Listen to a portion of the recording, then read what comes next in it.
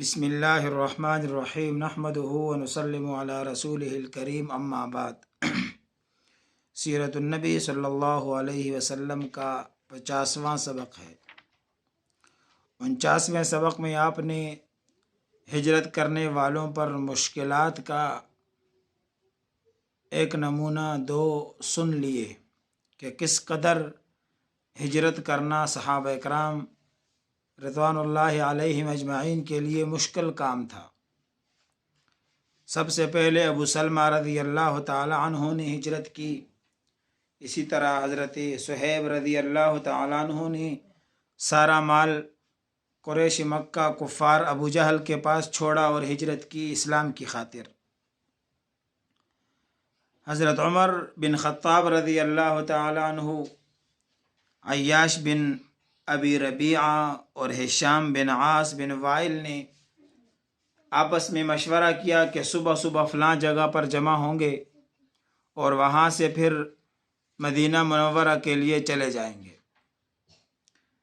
حضرت عمر رضی اللہ تعالی عنہ اور حضرت عمر بن عاص ہشام بن عاص بن وائل یہ دونوں تو وہاں تک پہنچے اور مدینہ منورہ نکلنے میں کامیاب ہو گئے، لیکن عیاش رضی اللہ تعالیٰ عنہ گرفتار کر لیے گئے اور پھر ابو جہل ان کے پاس اور ان کے بھائی حارث یہ دونوں ان کے پاس آئے،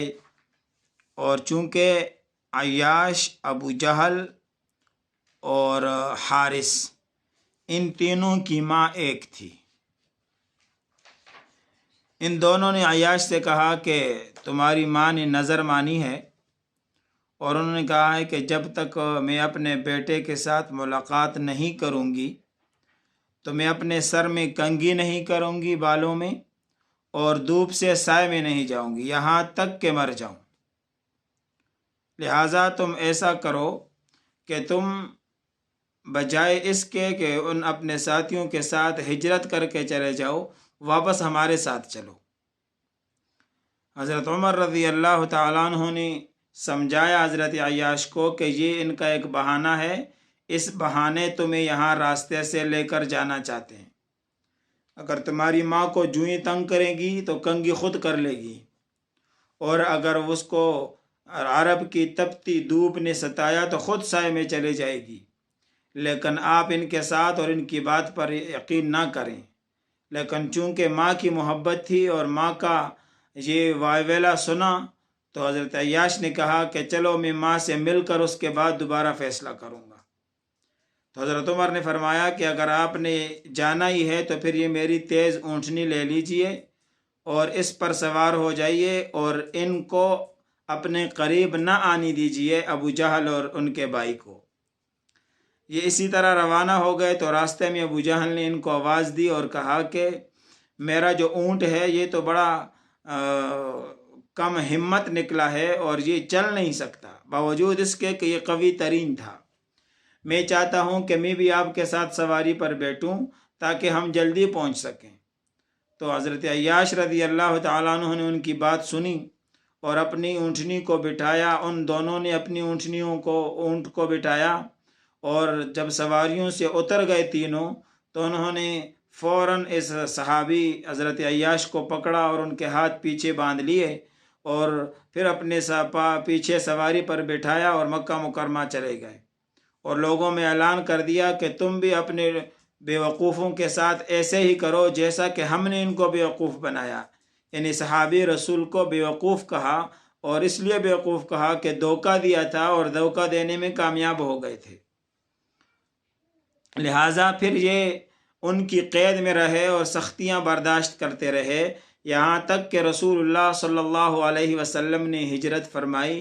تو آپ نے پھر مدینہ منورہ میں اعلان کیا کہ کوئی ہے جو جائے اور حضرت عیاش کو چڑھا کر لے آئے۔ تو پھر رسول اللہ صلی اللہ علیہ وسلم کے کہنے پر ولید بن ولید رضی اللہ عنہ نے ذمہ داری لی اور چپکے سے مکہ مکرمہ آئے، اور ایک عورت جو ان کو کھانا دیتی تھی، جن کو اس کے جو ہے نا قریش مکہ نے ایک بغیر چھت والی جگہ پر قید کیا ہوا تھا، بغیر دیواروں والی چھت کی جگہ تھی، چھت تھا اس پر دیواریں نہیں تھی، ایک جگہ پہ ان کو قید کیا ہوا تھا۔ تو یہ ولید رضی اللہ تعالیٰ عنہ چپکے سے رات کو آیا اور اس احاطے کی دیوار جو اس کے کنارے پر بنی ہوئی تھی اس کو پلانگا اور اندر اتر گئے، اور وہاں سے ان کی ہاتھوں میں اور پاؤں میں جو بیڑیاں لگی ہوئی تھی اس کو کاٹا اور رات کو اپنے پیچھے سواری پر بٹھایا اور مدینہ منورہ لے کر آ گئے۔ یوں انہوں نے ہجرت کی وجہ سے سختیاں برداشت کی، لیکن بالآخر ایمان بچایا اور پھر مدینہ منورہ آئے۔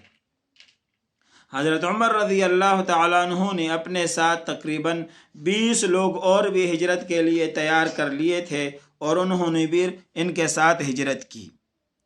یہی وجہ ہے کہ مشقتوں کے باوجود لوگوں کو جب پتہ چلا کہ رسول اللہ صلی اللہ علیہ وسلم نے ان 2 پہاڑیوں کے پیچھے جو نخلستان ہے یعنی مدینہ منورہ، وہاں جانے کا ارادہ فرمایا ہے اور لوگوں کو اس طرف اشارہ کر رہے ہیں، تو باوجود سختیوں کے، مشقتوں کے، لوگ اس طرف سفر پر جانا شروع کر دیا تھا اور لوگ جاتے رہے، یہاں تک کہ یہ جو بیعت ہوئی تھی بیعت عقبہ کبریٰ، اس کے صرف 2 ماہ چند دن بعد مکہ مکرمہ میں حضرت ابوبکر صدیق اور حضرت علی رضی اللہ تعالیٰ عنہ کے علاوہ چند ایسے مسلمان رہ گئے تھے جن کو مشرکین نے قید کر لیا تھا یا ان کو مشقت میں ڈال دیا تھا۔ باقی سارے مسلمان مکہ المکرمہ سے نکل کر مدینہ منورہ چلے گئے، اور حضرت علی رضی اللہ تعالیٰ عنہ کو رسول اللہ صلی اللہ علیہ وسلم نے روکا تھا، اور اسی طرح ابوبکر صدیق رضی اللہ تعالیٰ عنہ کو بھی رسول اللہ صلی اللہ علیہ وسلم نے روکا تھا، کیونکہ آپ چاہتے تھے کہ جب میں ہجرت کروں تو میرے ساتھ یہ ہجرت کریں۔ اور اس کے بارے میں حضرت عائشہ رضی اللہ تعالیٰ عنہ فرماتی ہیں کہ رسول اللہ صلی اللہ علیہ وسلم نے مسلمانوں سے فرمایا تھا کہ مجھے تمہارا مقام ہجرت دکھلایا گیا ہے، اور یہ جو لاوے کی 2 پہاڑیاں ہیں ان کے درمیان ایک نخلستانی علاقہ ہے، اس لیے لوگ پھر پیدر پہ وہاں چلتے گئے، اور جو لوگ حبشہ چلے گئے تھے وہ بھی حبشہ سے بجائے یہ کہ وہ مکہ مکرمہ آئیں دوسری ہجرت، اور جو کچھ پہلے ہجرت میں وہاں رہ گئے تھے وہ بھی وہاں سے مدینہ منورہ چلے گئے۔ لیکن رسول اللہ صلی اللہ علیہ وسلم انتظار میں تھے کہ ابھی صراحتاً اللہ کی طرف سے اجازت ملے تو چلیں۔ ابوبکر صدیق رضی اللہ تعالیٰ عنہ نے بھی اپنا زاد راہ سفر تیار کیا ہوا تھا، لیکن آپ بھی رسول اللہ صلی اللہ علیہ وسلم سے اجازت کے امیدوار تھے، لیکن رسول اللہ صلی اللہ علیہ وسلم نے ارشاد فرمایا تھا ان کے لیے کہ آپ رکے رہو۔ ابوبکر رضی اللہ تعالیٰ عنہ نے فرمایا میرے ماں باپ آپ پر فدا ہوں، کیا آپ کو امید ہے کہ آپ کو بھی اجازت دی جائے گی؟ تو رسول اللہ صلی اللہ علیہ وسلم نے ارشاد فرمایا کہ ہاں مجھے امید ہے کہ عنقریب مجھے بھی ہجرت کی اجازت ملے گی۔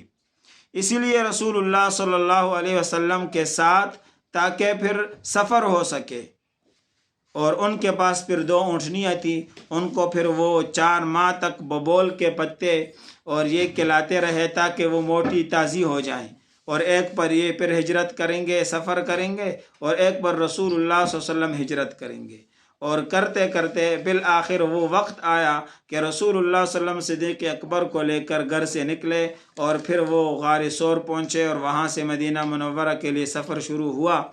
اس سے پہلے کیا ہوا انشاءاللہ یہ آئندہ کے سبق میں ہوگا۔ وآخر دعوانا ان الحمد للہ رب العالمین۔